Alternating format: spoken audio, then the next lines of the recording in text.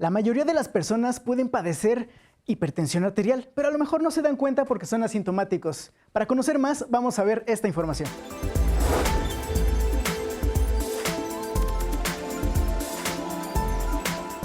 A nivel mundial, se estima que existen más de 1.000 millones de personas con hipertensión. La hipertensión arterial ha incrementado en los últimos 50 años de manera muy preocupante, junto con las epidemias de obesidad y diabetes mellitus tipo 2. El sobrepeso y la obesidad pueden aumentar la presión arterial, sube los niveles de glucosa en la sangre, colesterol, triglicéridos y ácido úrico, lo que dificulta que la sangre fluya por el organismo.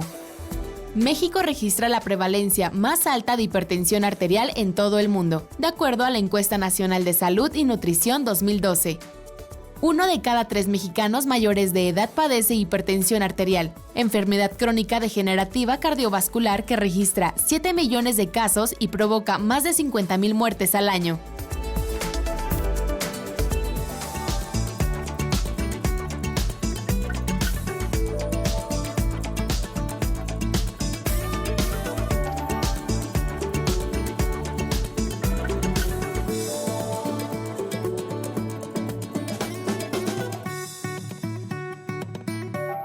Bienvenidos sean todos ustedes a Voces. El tema de hoy es muy interesante y muy importante por los tiempos que estamos viviendo. Hablaremos sobre la hipertensión y para esto nos acompaña el doctor Etzel Piña Pérez. Él es médico internista adscrito al Hospital General Regional número 1 del IMSS Cuernavaca. Bienvenido, doctor. Gracias, buenos días. Gracias por estar aquí y acompañarnos. Un gusto. Y resolver todas estas dudas que tenemos acerca de la hipertensión, ¿no? Porque uno pensará que solamente es tener la presión alta. La hipertensión es una enfermedad bastante compleja desde el punto de vista científico y médico, que se caracteriza efectivamente por tener la presión elevada. Hay diferentes formas de clasificarla y diferentes causas también que la pueden provocar. En general, la hipertensión que más asola al país en cuestión a salud pública es lo que se llama hipertensión arterial primaria o esencial, que es un aumento de la presión en la sangre debido a varios factores, es multifactorial. Tiene factores de riesgo como es la edad, el tabaquismo, obesidad, cuestiones genéticas. Entonces es un padecimiento que tiene que ser detectado y por lo tanto hay programas de salud, por ejemplo está el programa Prevenims, en la cual se les invita a los pacientes o a las personas inclusive que no se consideran enfermas a que cada cierto tiempo se hagan un chequeo, y esto incluye evaluar lo que es la presión arterial para que el personal calificado, el personal médico, incluso de enfermería, pueda evaluar los niveles de presión arterial. Aquí hay que tomar en cuenta varias situaciones. Entre esas situaciones es que el paciente tiene que tener algunas características al momento de medir la presión. Luego pasa de que llega el paciente tarde a la cita, le piden la presión y dice, no, está alta su presión, está hipertensión. Y es que llega corriendo, ¿no? Así es, exactamente. Agitado y eso. Inclusive desde nuestra escuela, las escuelas de medicina nos enseñan algunas situaciones. Por ejemplo, hay un fenómeno que le llaman hipertensión de bata blanca. El paciente ve llegar al médico, se pone nervioso, ¿qué van a encontrar? ¿Qué me van a revisar? Estoy enfermo. Se pone nervioso, aumenta la adrenalina y aumenta la presión arterial. Entonces se le toma y sale alta. Tomar la presión así con el baumanómetro, así se dice, ¿verdad? Baumanómetro, no me equivoqué. Sí. ¿Es la única forma de diagnosticar la presión alta, la hipertensión? Sí, de hecho, hay actualmente varios baumanómetros. Ahí están los digitales, están ahorita muy de moda. Pero el más exacto es el aneroide. Baumanómetros ya tienen bastante tiempo antes. Los clásicos, ¿no? Los que vemos siempre con la bombita que le... Exactamente. Inclusive hay algunos que son aún más exactos que usan mercurio y nos dan una lectura más exacta. La presión también tiene, el diagnóstico de la hipertensión arterial también tiene criterios diagnósticos. Entonces puede que el paciente tenga una medición con presión alta y tiene que acudir de nueva cuenta. Tiene que cumplir ciertos criterios para decir sí tiene hipertensión. Son criterios que un médico conoce, debe de llevar a cabo en las visitas subsecuentes para decir, bueno, este paciente sí tiene hipertensión. Y acorde también a los niveles de presión que tiene, clasificarlo. Puede ser prehipertensión, puede ser hipertensión grado 1, grado 2. Hay toda una clasificación y en base a eso también están hay guías internacionales y las guías de práctica clínica, de las cuales el IMSS también formó parte en su elaboración, para determinar o dictar el tratamiento de estos pacientes. De hecho, es una enfermedad ya de los seres humanos desde la antigüedad, está muy estudiada y actualmente la mayoría, si no es que todo el tratamiento de la hipertensión está basado en evidencias, en base a estudios científicos, a pruebas de laboratorio y todos esos resultados se vierten en las guías. Entonces, ¿cuáles serían sus síntomas? Porque también me imagino que hay síntomas que uno los experimenta, los presenta y dice, híjole, tengo hipertensión, tengo que ir a un médico.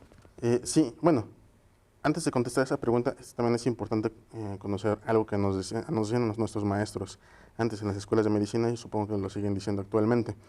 La hipertensión es el asesino silencioso. ¿Por qué? Porque muchos pacientes pueden ser asintomáticos, no tener ningún síntoma. Sentirse sanos, sentirse bien, fuertes. Por eso hacemos el hincapié en lo de Prevenims y otras situaciones de prevención en otras instituciones que también tienen igual validez, de los chequeos cotidianos y más cuando uno va aumentando la edad, más allá de los 20 años ya nuestras poblaciones, y ocupando México el primer lugar en obesidad, pues es importante que nos chequemos. Entonces, hay muchas veces que las personas no tienen ningún síntoma, acuden a un chequeo o acuden por alguna otra situación y les miden la presión y la tienen alta y no tienen ningún síntoma. Pero los que pueden presentar síntomas, los más característicos son la cefalea, que es el dolor de cabeza, otro que se llama tinnitus, un zumbidito, sonidito en el oído, mareos, como los más leves. Si la presión es muy elevada, pueden tener datos más severos, dependiendo también de las complicaciones que puede presentar. Hay personas que presentan, por ejemplo, ruptura de algún vaso sanguíneo por la presión tan elevada. Es como si nosotros le aumentáramos la presión en un tubo de plástico con una bomba de... Sí, y me imagino que tiene que tener cierto nivel, ¿no?, para presentar esos síntomas tan severos. Exactamente. Pero ahorita platicamos en eso. Vamos a un corte y regresamos. Estamos en Voces y hablamos sobre la hipertensión. ¿Sabías que? Se estima que el 80% de la población mexicana vive con esta enfermedad silenciosa.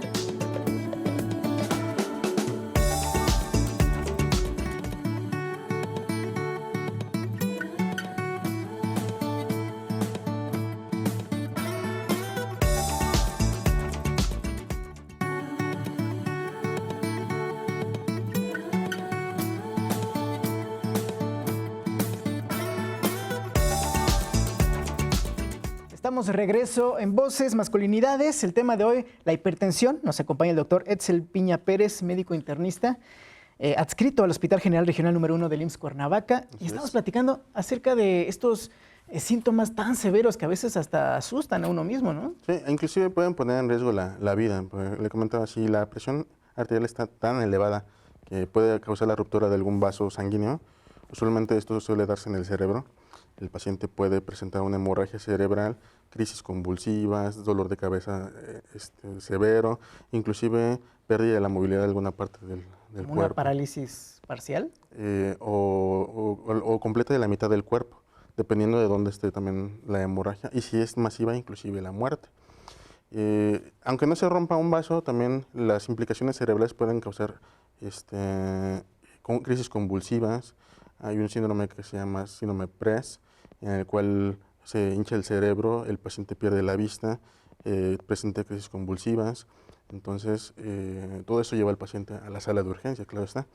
Otras complicaciones que también se pueden presentar, y más en pacientes que tienen riesgo cardiovascular elevado, es angina de pecho e inclusive llegar al infarto agudo del miocardio, cuando ya las presiones son tan elevadas que causan también un estrés miocárdico severo. ¿También el estrés es una causa de la hipertensión? El estrés, de hecho, uno de los mediadores más importantes de la presión arterial son las catecolaminas, más conocidas como por ejemplo, la adrenalina. La adrenalina es una hormona que nosotros liberamos bajo estrés. Si hay que prepararnos para enfrentar alguna situación, tuvimos un disgusto, liberamos adrenalina y la adrenalina va a hacer que la presión suba. Entonces, esto también tiene alguna implicación común, ¿no? Cuando dicen, no, pues hice un coraje y me dio la embolia.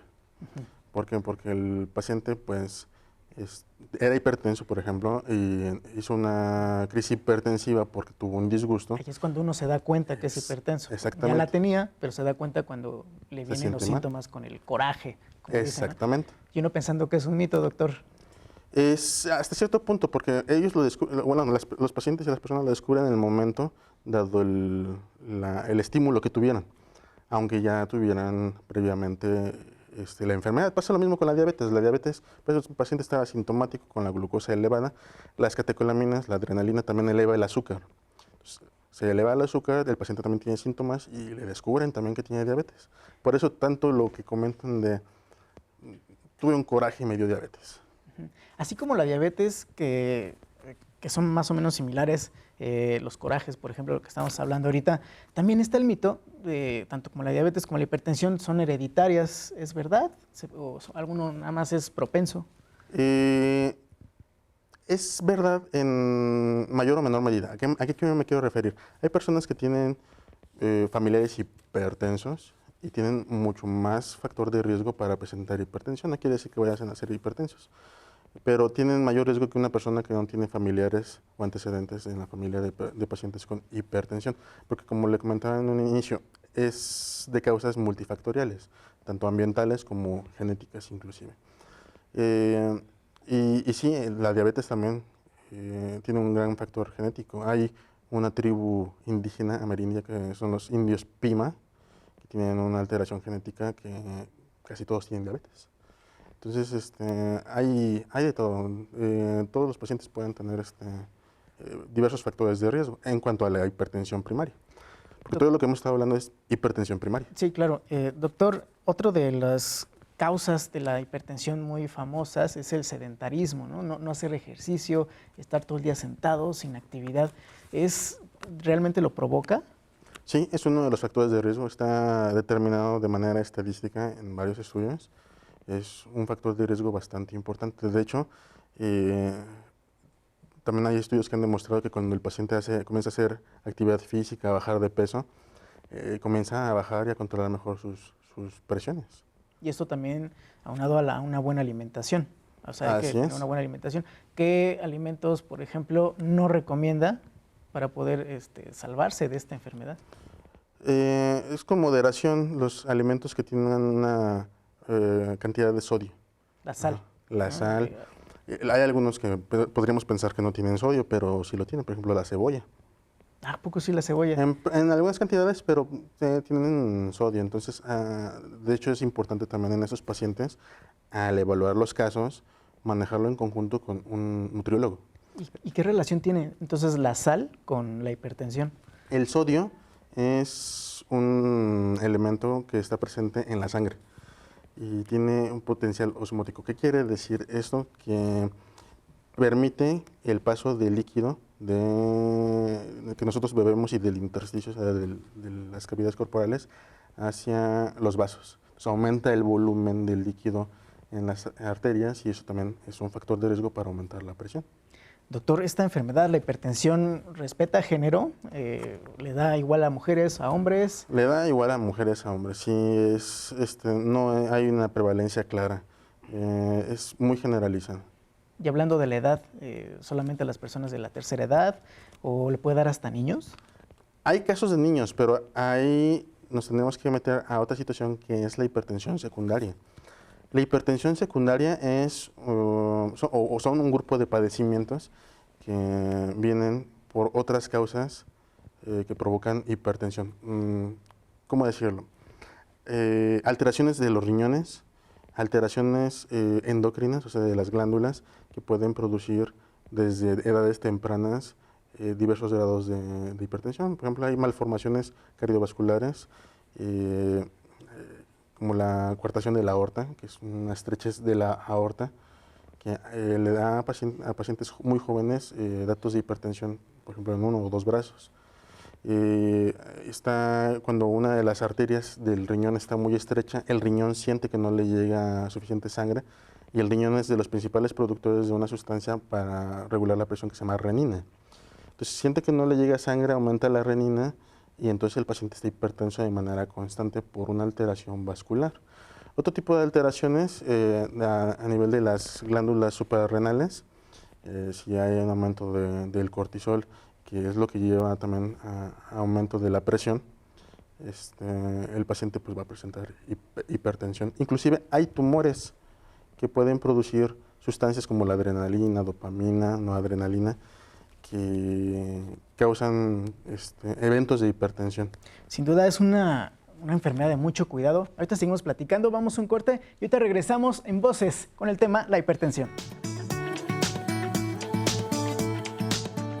¿Sabías que el 17 de mayo se conmemora el Día Mundial de la Hipertensión con el lema Conoce tus cifras de presión arterial?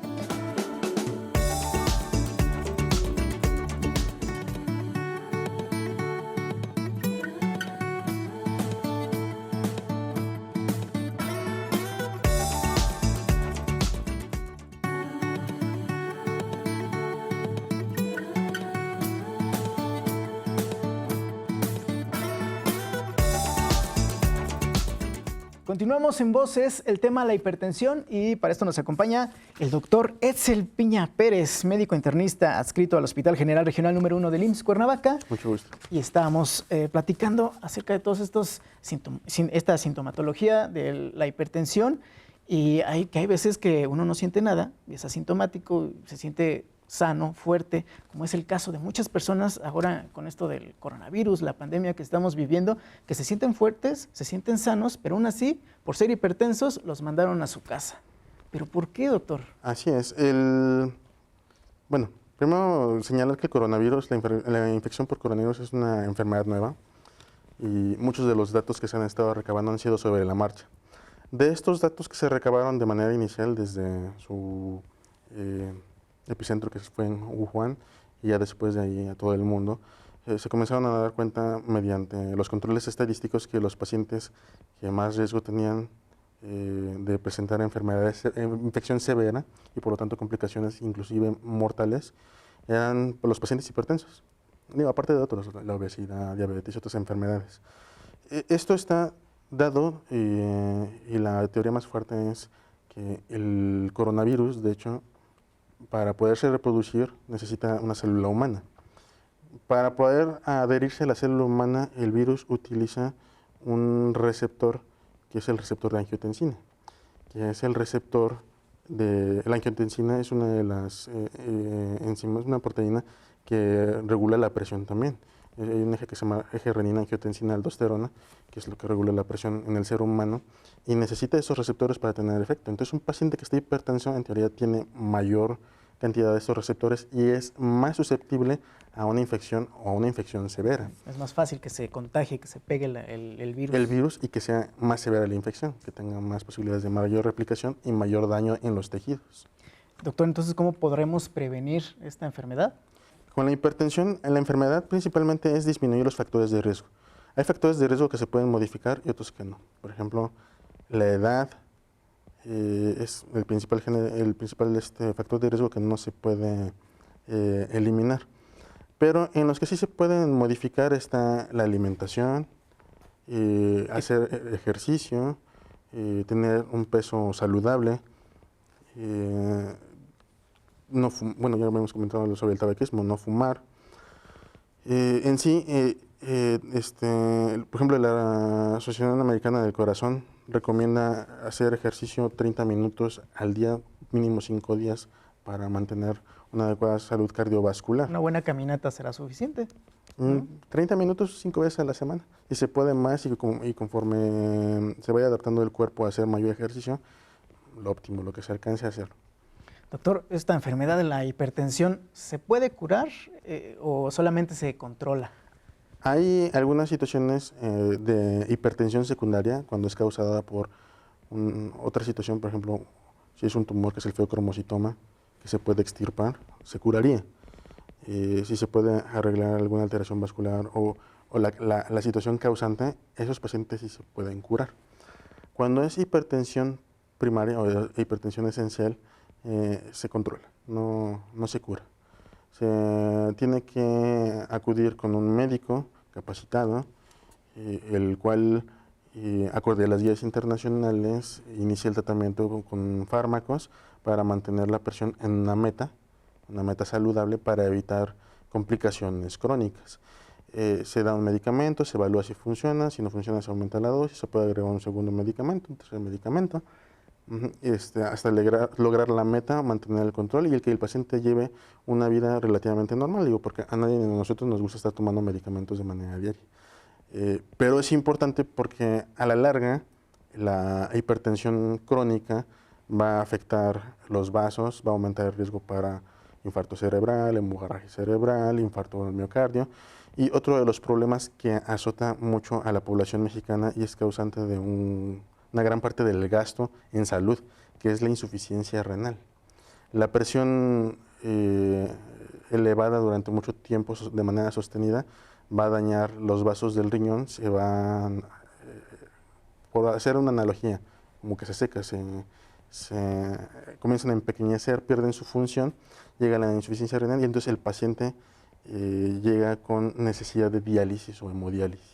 Y empiezan a crecer las complicaciones y complicaciones. Exactamente. Y es muy claro entonces que tenemos que ir con un médico especialista para que nos dé el tratamiento adecuado para esta enfermedad, la hipertensión. Pero ¿qué pasa con la gente que va a estos tratamientos o estas curas milagrosas o alternativas, por decirlo así? Pues simplemente la medicina alópata, que es la que nosotros ejercemos, la medicina moderna, más moderna, porque la alopatía pues, ha existido desde hace mucho tiempo, se basa en lo que se llama medicina basada en evidencias, válgame la redundancia. La medicina basada en evidencias reconoce estudios clínicos de varios pacientes para tener datos estadísticos fehacientes. Entonces nosotros no recomendamos algo que no tenga una evidencia científica. Muchas de las curas milagrosas o de los remedios puede que funcionen, no estamos diciendo que no. Muchos de los fármacos han salido de remedios de la antigüedad, en donde se aísla el principio activo y ya después se sintetiza. El problema son las dosis. Ya alguien puede llegar y decir, este té es muy bueno para controlar la presión, a lo mejor sí, a lo mejor no se ha estudiado, pero a lo mejor el paciente te toma el té en menor dosis de lo que necesita y no le hace nada. Y hay pacientes que se pueden confiar y decir, no, pues con el puro té me controlo. Y no, a lo mejor estar asintomático, no se toma la presión, él siente que se siente bien, tiene un efecto placebo y eso no evita el daño orgánico. Hay otros que a lo mejor sí, digo, no todo está dicho en la ciencia ni en la medicina, pero por lo menos en la evidencia basada en los estudios científicos que se han hecho, no lo recomendamos. Entonces, claro, que lo más recomendable es ir a un médico especialista, como por ejemplo, ¿a dónde podemos ir? Dependiendo también de las instituciones o de las preferencias también del paciente. Las instituciones usualmente las atiende un médico general o un médico familiar, acorde a las guías de práctica clínica, y cuando se llega a un punto en el cual no se logra el control, se pueden enviar al cardiólogo, al médico internista, y si se detecta algún otro problema, como ya lo comentamos, endocrino o renal, con el nefrólogo, con el endocrinólogo. Es más que nada cuando se estudia y hay un problema de control. Pacientes a nivel particular muchas veces prefieren ir directamente con el internista, con el cardiólogo principalmente, para el control de estas enfermedades, que son técnicamente de los especialistas que más capacitación tienen acerca de esta enfermedad. Doctor, ya para concluir, porque se nos acaba el tiempo, ¿alguna recomendación para nuestra audiencia? Evitar los factores de riesgo. Hay muchas veces que todos, en general, se nos puede dificultar el llevar a cabo la dieta o evitar alguno de los excesos, pero no hay otra manera. Llevar una vida tranquila, que a veces es difícil. Una vida tranquila es lo más difícil, pero también, ¿no? Dicen que haciendo ejercicio, 30 minutos mínimo al día, durante 5 días, pues también uno libera ese estrés acumulado. Así es. ¿No? Bueno, pues doctor Etzel Piña Pérez, médico internista, adscrito al Hospital General Regional número 1 del IMSS. Muchas gracias por haber estado aquí con nosotros. A ustedes un gusto. Compartir tanto su conocimiento, porque también esta enfermedad, la verdad, uno a veces ni la pela, porque precisamente eso, se siente asintomático o dice, bueno, estoy muy bien. ¿No? Muchas gracias. Y ya tiempo después vemos las consecuencias. Doctor, muchas gracias por haber estado aquí con nosotros y gracias a ustedes. No se pierdan el próximo programa de Voces. Hasta luego.